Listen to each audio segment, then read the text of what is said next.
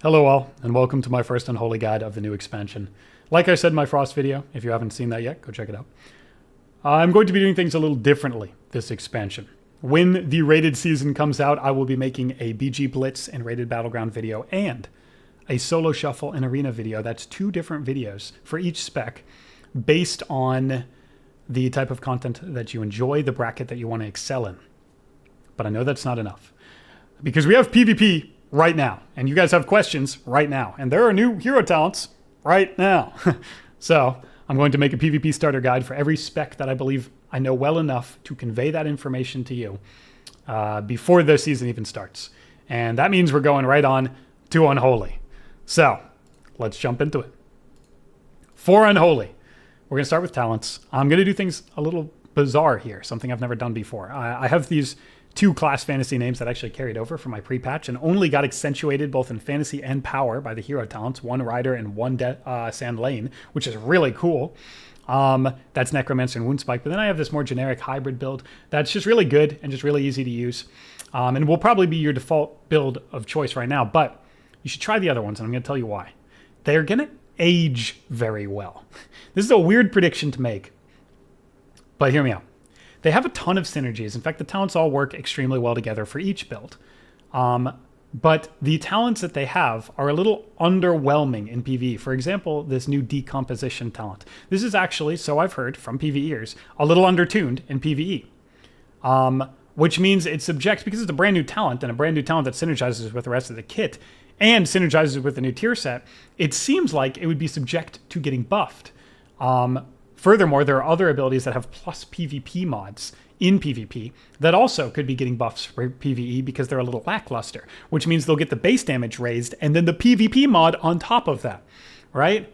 So these builds, instead of general, where you fall in love with a build and then you're like, it's probably just going to get nerfed, these builds are going to feel good because I've played them in skirms and I won every game. It is just skirms, but there's no season yet, so that's what I had. They do really high, really reliable, really synergistic forms of damage.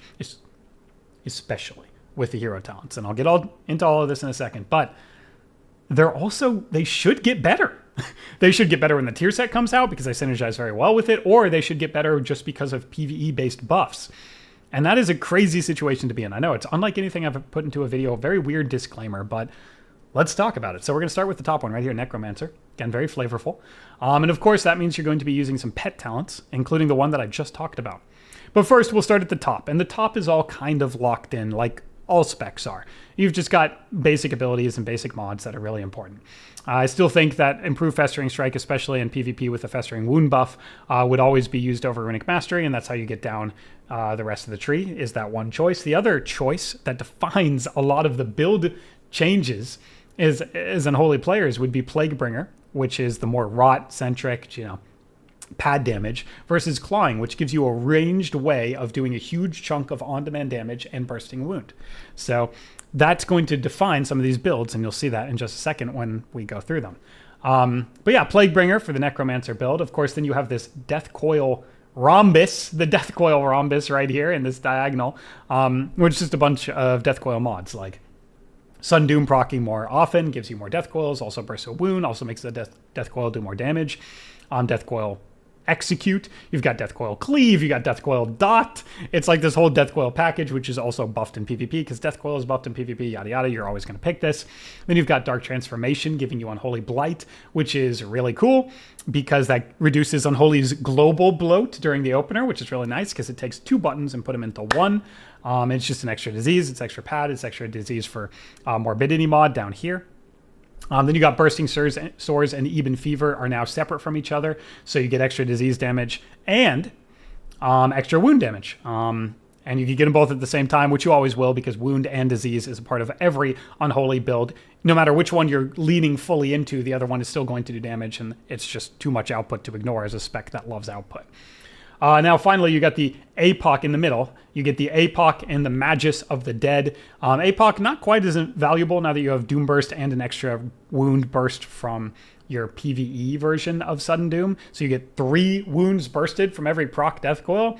But it still does damage. It's still, like, free and it still summons your Magus, and it generates runes. So it's like a free way of bursting your wounds instead of relying on a coil. So every 45 seconds, you get this huge chunk of damage that also is going to keep your engine going. And now that we don't have as much rune generation, that generates 2 runes, way more valuable than before. So I'm actually a little bit fine on APOC, even though it's like weird because you don't really need the wound burst. It's kind of just like a free button that you add into your rotation every 45 seconds, and you just get the engine speeds up a little bit, which is really great. And it summons the Magus of the Dead right here from the talent below that. Then the bottom stuff is what kind of changes around a little bit, and that Plaguebringer Clawing line.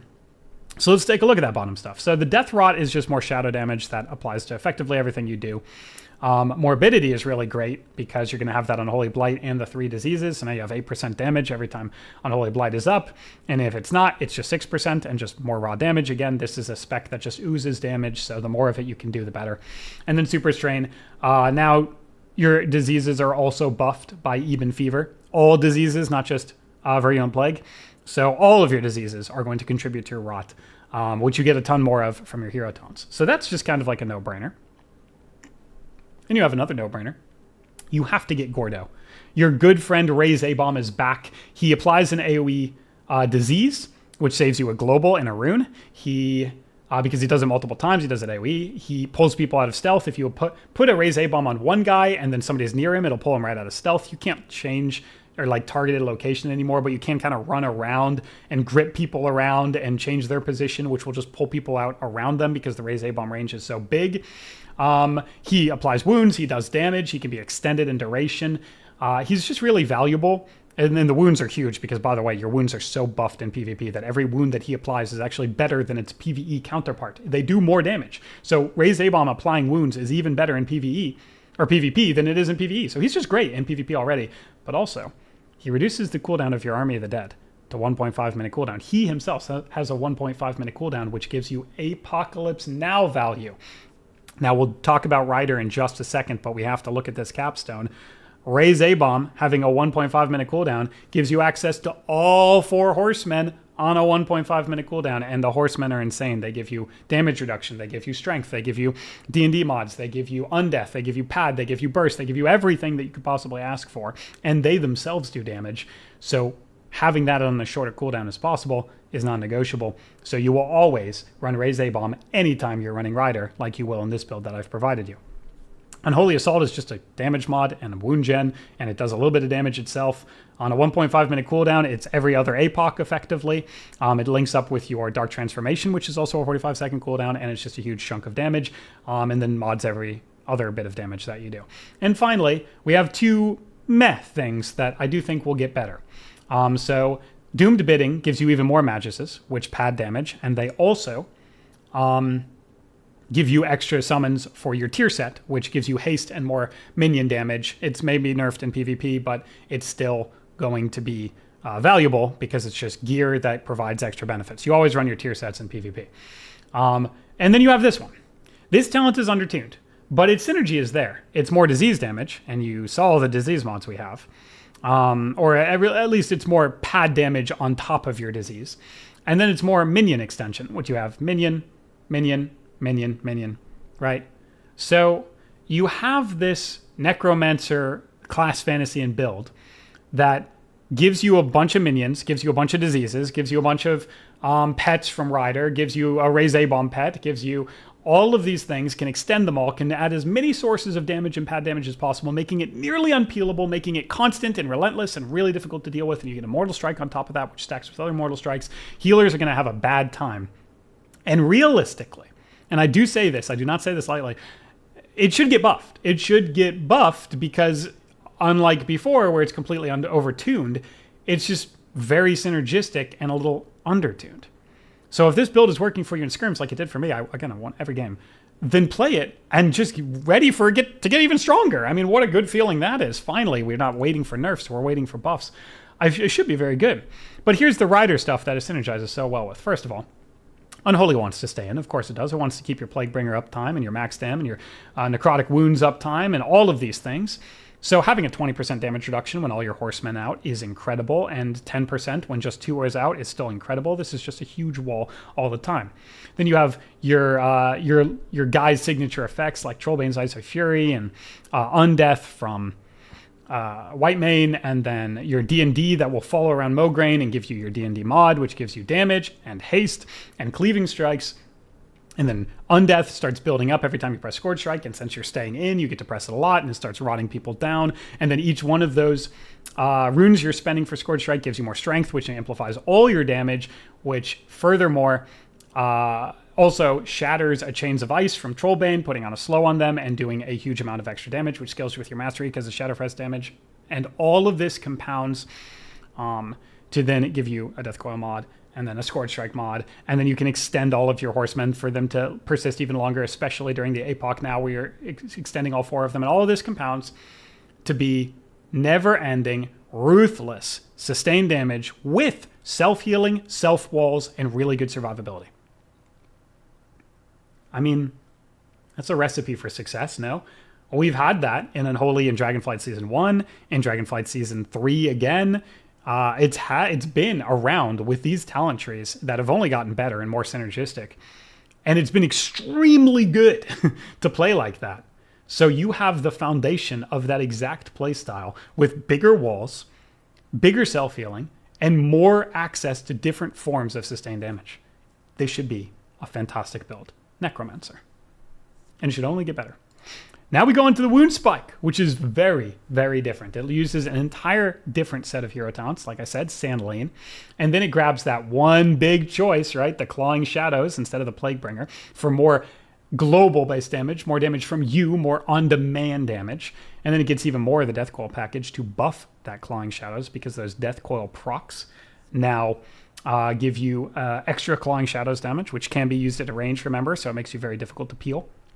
Gives you that Fester Might, so every time you're popping those wounds, and you're going to be popping a lot because of how good Vampiric Strike is in San Lin, you're getting extra strength for even more damage that compounds and compounds and compounds and gives your globals even more and more agency, right? And then finally, so these are the changes from the other one, right? Finally, you grab Ghoulish Frenzy, which is just yet another damage mod. Every single time you press Dark Transformation, which by the way, by default is now a 45-second cooldown, you're getting even more damage mods. 5% damage to you, 5% damage to your pet, which is not as important as you, then 5% attack speed to you, and you know what attack speed does? Gives you more Sudden Doom procs, which then in turn buff your clawing more often. So you have an engine of clawing and coil and clawing and coil. But it's not even clawing. That's the huge juice here. So you have this whole package. You have the beginning, the top that's always going to be the same. You got that APOC cooldown that bursts wounds and generates wounds. You still got your Raise A-Bomb for a huge amount of wound generation on a short cooldown, right? We love that. When you're playing a build that wants to burst as many wounds as possible, you need wound generation so you're not wasting time. You still have the package of Bursting Sores and even Fever, right? All this extra chip damage, bigger bursting wound damage. You have all of this. And you have the coil package, the coil rhombus, we should say, but now it's a coil rectangle. But then you have the super modifier that makes it all even better. Vampiric Strike. Your entire set of hero talents, Sand Lane, is based around changing your Scourge Strike, which turned into Clawing Shadows. Now it's going to change again into Vampiric Strike. So it gets the extra benefit of Clawing Shadow, and then it gets the range from Clawing Shadow. So it gets extra damage there. And then that damage is buffed yet again for Vampiric Strike. Now it gives you even more damage, it gives you haste, and it heals you. Wow. So you are stacking everything into these insane coil clawing burst windows that heal and burst and have range pressure, and you can't get rid of it because it's Death Coil at a range and clawing at a range. You have wound generation all over the place. You have mods all over the place, and the mods just get better. You have haste mod here. You have all the mods I already talked about, but then you have Gift of the Sand Lane is the capstone. While Dark Transformation is active, you're going to have Vampiric Strike the entire duration. And that blood Essence of the Blood's Queen passive is going to be juiced up times double. So your biggest juice button is Dark Transformation. But we already talked about how Dark Transformation is already a juice button because it increases your damage, your attack speed, gives you more coil procs, it gives you more coil procs to send more Rotten Touch procs, which is going to juice up your Vampiric Strike even more. It's this never-ending engine of power.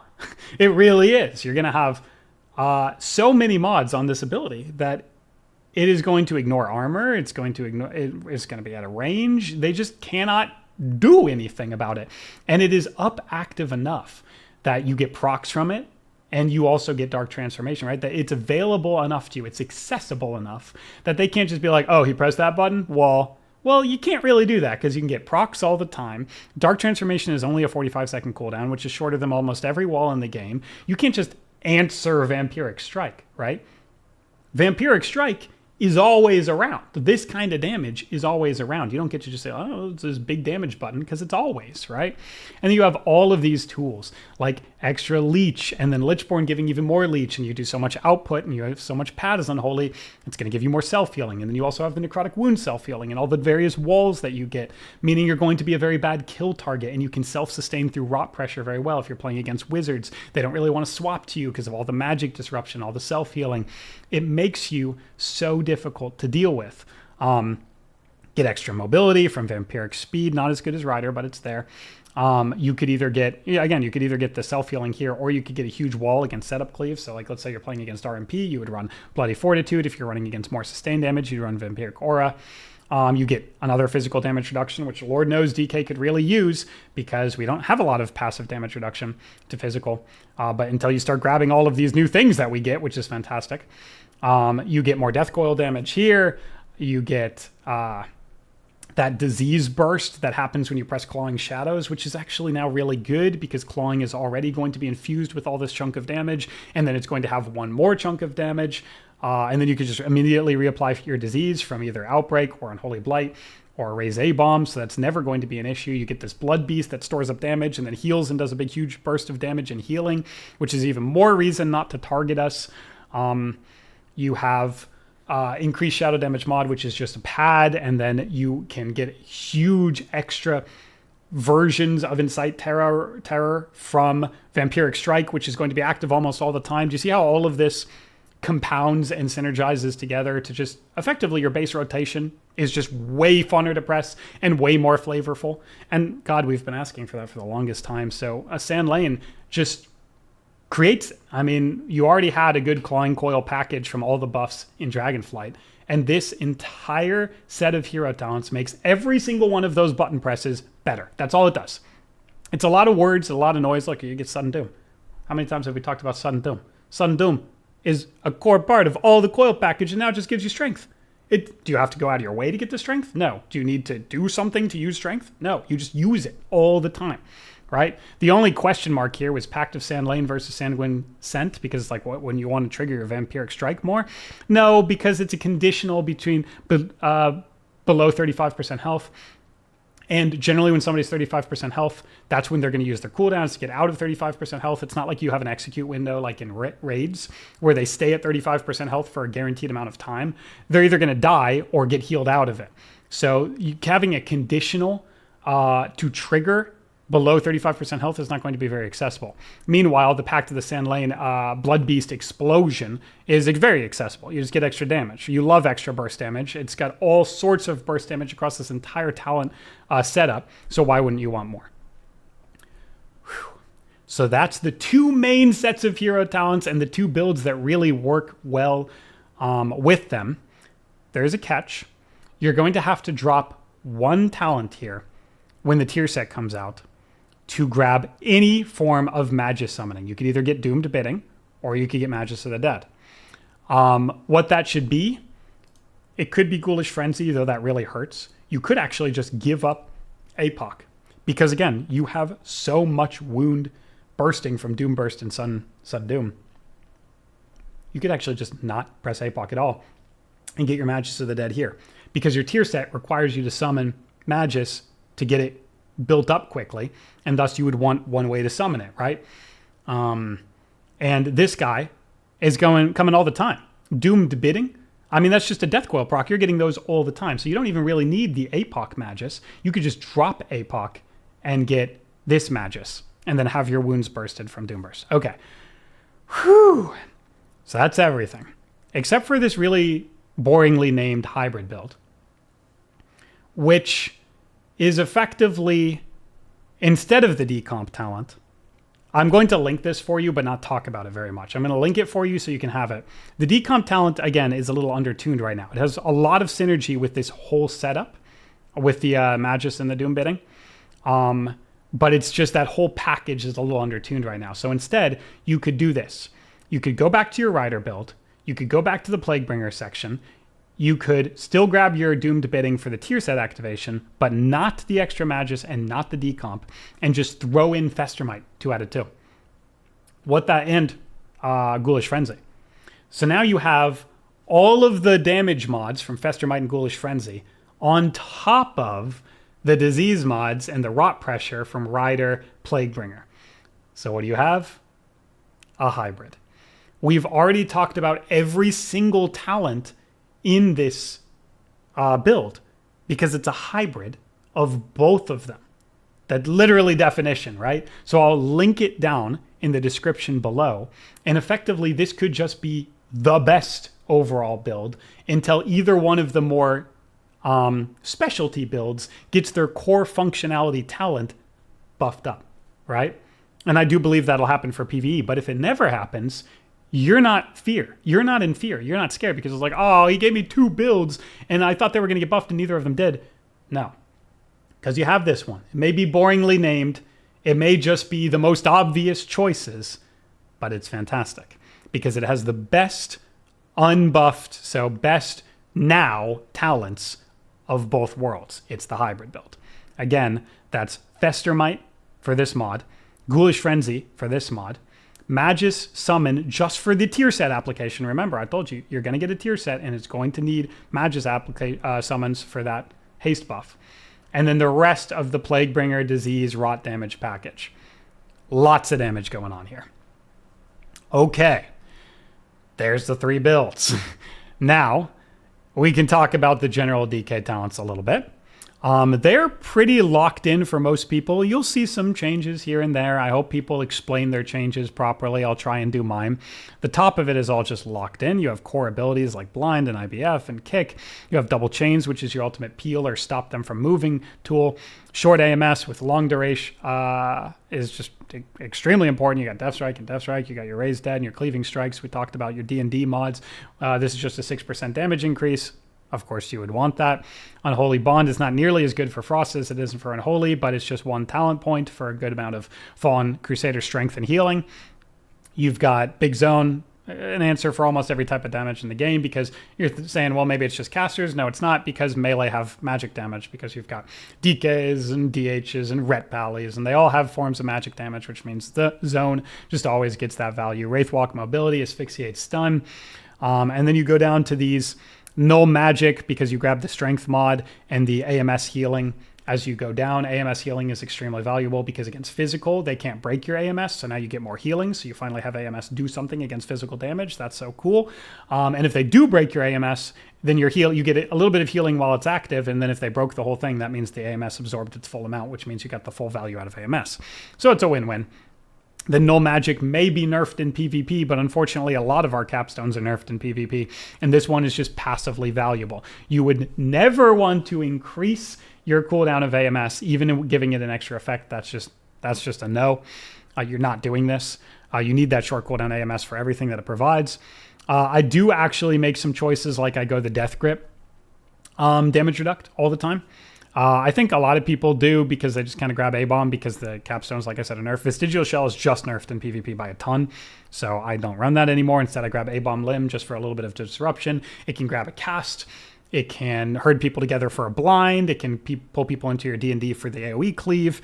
It just does things like that. The damage is pretty negligible, but whatever. And then every time you grip somebody, you get a damage reduction. All of these passive walls and passive self-sustain options are compounding together to make DK feel a lot more tanky than it has in the past. Combined with things like Runic Protection and Will of the Necropolis and Blood Draw that was recently buffed to give you another wall and faster death strikes because they cost less runic power. Lichborn Wall and Lichborn Extension does even more than that and synergizes with the Lichborn Leech buff that you got from Sand Lane, and which I then compound with Blood Scent because your output is so high all the time, your pad is so high. Getting Leech gives you more self-healing, which compounds with all the other self-healing. Blah. There you go. DK talents. You could actually do things like maybe you could drop the Leech talent. For Gloomward, if you're playing with a priest or anybody else with absorbs, because it's both your absorbs and their absorbs, which just gets tons of value, you can do things like that. But otherwise, you're probably going to lock in a very similar set to this. Not exactly, but very similar. That's the one I'm running. That's the one I recommend. Furthermore, you have your PvP talents. PvP talents, one of them is always going to be locked in. That's Necrotic Wounds. Necrotic Wounds is a self-heal. It is a stackable Mortal Strike. That gives you so much value as being the only spec in the game with a stackable Mortal Strike that you can pair with everything. You can provide your own Mortal Strike if you're playing a comp that doesn't have one, or if you're playing with one, you just make that Mortal Strike even more difficult for healers to deal with, like Fury Unholy, or Arms Unholy, or Windwalker Unholy, or Hunter Unholy. All of these things now make healers' lives even more difficult in Necrotic Wounds auto pick. Doomburst is probably an auto pick still, even though you have the Death Coil bursting 1 wound from your PvE. Now you can make it do 3 wounds in PvP, but it also gives a 90% movement speed slow, and that's just crazy. With the amount of Death Coil procs you're going to be getting, having a ranged 90% slow and damage and wound burst all baked into one button press, yeah, that's extremely good.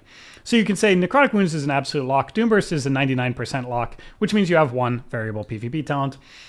Strang, unlike Frost, is not an auto pick because it removes Asphyxiate, and unlike Frost, you don't have multiple stuns. You have just Asphyxiate. So you have to choose between a stun or a silence, and I think it's pretty obvious to tell when you are going to make which choice. If your comp that you're playing has a ton of stuns, play the silence. If it doesn't, play the stun, right? And I do mean a ton. So let's say we're going to throw something out there random.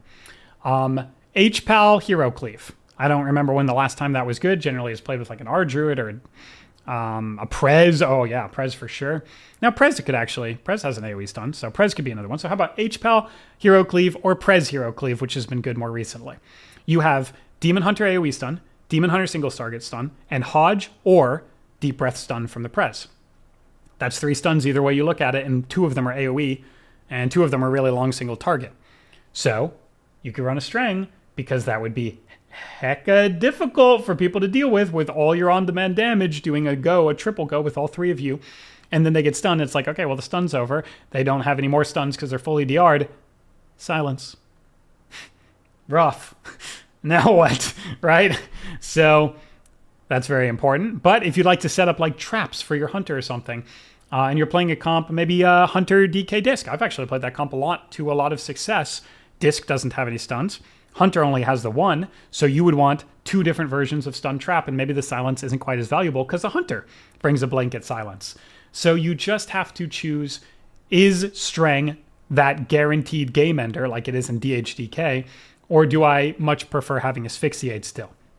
And if you do prefer having Asphyxiate still, you can do other things. You can do things like Dark Sim for crazy plays like simming a clone or simming a poly and ending the game off of a huge CC chain that a DK shouldn't have access to because generally they don't have tools like poly and clone. You can run Bloodforged Armor. That gives you a physical damage reduction against all the Ferals and the Furies that will be running rampant in this first season. And then you can put AMS on your teammates, which of course gives them an out for CC as long as you pre-immune to CC, or it just gives them a way to survive if they are taking a lot of damage from a Wizard Cleave. So all beautiful options. There's one more silly option. You'll notice I don't really have DEFILE in any of these builds because I don't really vibe very well with the ground targeted value, right? Because classes have gotten so much mobility from hero talents and so much mobility from power creep over the last 6 years that keeping people in one place is not really something you'll be doing all the time. But you can do it some of the time with AoE stuns and AoE slows and all of these things and multiple grips and lay bomb limb, right? And a lot of people have chosen to use DEFILE. They swap out a variable talent like I've talked about, Ghoulish Monstrosity. I really love it, but you could swap it out and run DEFILE. And as a result, you could run Rot and Wither. A total meme talent for the longest time, but with all the D&D mods and DEFILE mods subsequently, because all D&D mods affect DEFILE, this ends up doing a lot of damage. And thus, it ends up doing a lot of healing absorption, because that's what Rot and Wither does. It does healing absorption based exactly on D&D. So you can effectively say this as doubling the damage D&D does but in a different way because it's healing absorption, which is not reduced by damage reduction effects. So it's actually like super doubling in a way. And this could actually be insane for BGs, by the way, because team fights that are all stacked on a point, like Eye of the Storm and that middle flag, if that's where you're fighting, and you put down multiple D&Ds, and you've got Mograin's D&D and all of these various D&Ds down, and you just have Rotten Wither stacking up healing absorption. Yeah, I could see this being finally maybe not the most meme PvP talent in the game. So do with that what you will. I'm probably going to stay in something like this, but I can absolutely, without any question, see the value of something like that. Whew. That was a lot of words, huh? All the talents, information, and questions you could possibly ask are probably answered. Now let's get into gear. And I'm really happy to report this section is going to be like 2 minutes long. Here's why. I think I've got it locked in. You don't want any crit as Unholy. You never have, ever. And you don't have to have any because you could just choose haste or mastery on every piece. We know you need haste because all of these things count on it. Your globals being so impactful means the faster globals you have, the faster you can alternate between those impactful globals, right? Okay, that's just obvious. It's just definitional, right? Okay, so what about rune generation? Well, what did they do in War Within? They removed a lot of our sources of rune generation, which means we need rune generation from haste again. And also attack speed gives you more death coil procs, and I've talked about the entire video about how death coil procs are like one of the best things you could possibly get. So haste is your primary stat, mastery is the alternate stat, and verse is already on every piece of honor gear. So you get everything that can have haste, you put haste on it. Haste necklace, haste shoulders, haste cloak, haste chest, haste bracers, haste waist bars, haste legs, haste boots, haste ring, and haste insignia, because why would you ever get a crit badge with a 1 minute quote? You don't have any 1 minute goes and you don't want crit. So haste insignia. All right, so there's all your haste pieces. And then you just grab everything alternate to have mastery. Mastery gloves instead of the crit gloves, mastery helm instead of the crit helm, and mastery ring instead of the crit ring, because they're unique equipped. So you have one haste ring and one mastery ring. You wouldn't want a crit ring because crit's terrible. And that's it. That's gearing. You grab a lot of haste, the alternate's mastery, and your verse comes from PvP gear. You also have a haste weapon with Rune of the Fallen Crusader. There is some merit to Rune of the Apocalypse, but I have to test it way more, and it's very difficult to test things without a rated PvP season, so I'm going to leave that for another day. Fallen Crusader, primary haste, offstats mastery, 0 crit at all. Literally, none. The big O. And that's your gearing. It is really that straightforward. When the new rated season comes out, you will have access to, well, you have access to crafting now, but let's not craft things for honor gear. That would be insane. You're going to craft your rated PvP conquest pieces that are purple, and you can sacrifice some verse to put them into, what do you think? Haste and mastery. Your output stats are haste and mastery. Verse is a nice survivability stat, but you have, and a little bit of output, but less output than the other two. You have so much survivability from your talent trees, as I talked about now for 30 minutes straight, I think. So you'll have no problem crafting out of verse and crafting into haste mastery pieces to make your output as high as possible and your rotation as smooth as possible. Furthermore, you are going to get the tier set, and I talked about exactly how you'll address that by grabbing a Magus Summon in every build. Magus Summon is what your tier set benefits from. You get extra haste and you get extra damage. And haste is so valuable, you're going to want it. So you're going to grab your tier set, you're going to grab your crafted pieces, and of course you'll put on enchants. What do you think you're going to use? Haste. It's your best stat. And that's gearing in a nutshell. Will I go more in depth with this when all of that stuff is actually out and I can show you in person? Yes. So just wait for the next guides that are coming out a couple weeks into the season. For now, there it is. This piece of gear, or these pieces of gear, is what you'll run. Finally, some rotational stuff. We'll start out with, they're all actually nearly identical. So what I'll do is I'll give you a basic rotation and priority system for Unholy, and then I'll show you the difference between Rider and Sandlane. I think that's really helpful, right? So for the basic priority rotational system, you want your Raise A-Bomb out as fast as possible when you're Rider, especially because it's going to summon all 4 guys, and he's going to just start ramping up wounds. Because your Raise A-Bomb is ramping up wounds. Remember not to Festering Strike too much. Festering Strike is a low damage ability, but its purpose is to generate wounds. But you're already generating wounds from your infected claws from your pet and Raise A-Bomb. If you have 5 wounds and you press Festering Strike, you got to 6, but also you really got to 7 or 8. And you can't get to 7 or 8 because it caps at 6. So you're actually just wasting button presses, pressing Festering Strike too much. In fact, what you should do is spend wounds at 4. Keep them lower. Let them generate. Spend them again. Let them generate. Spend them again. And only once you've gone down to 1 and you're sitting there looking at 1, you press a Festering Strike, you get back up to 3 or 4, and you can spend them again. But once you're at 4 or 5, prioritize spending wounds, pressing Scourge Strike, using a proc Death Coil, right? Proc Death Coil. 4 on my bar spends wounds, and Scourge Strike spends wounds.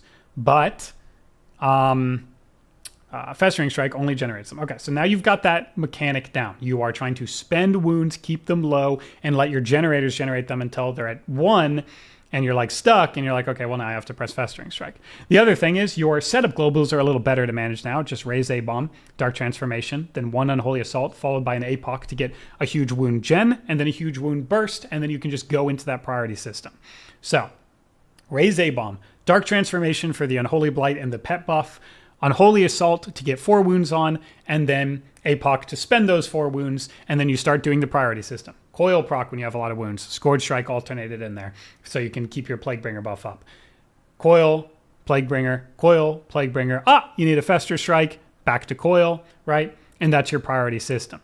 You can do your Raise A-Bomb and Dark Transformation on the way to a target. They're like really good on-the-move setup globals because you don't need to be right on top of them to start getting value out of that. Then Unholy Assault and APOC are the buttons you press once you've arrived. So you can think of it, Raise A-Bomb, Dark Transform on the way, Unholy Assault, APOC once you've arrived. Let's take a look. Raise A-Bomb, Dark Transformation. Unholy Assault, you can see all my diseases are up immediately. APOC, get the Plaguebringer up. I'm going to throw down a D&D as well. Needed 1 Fester Strike, then I got my Coil, then I got this, another Fester Strike, Coil, Scourge Strike. Oh, wow, that's quite a bit of damage. That's more than I thought I was going to do.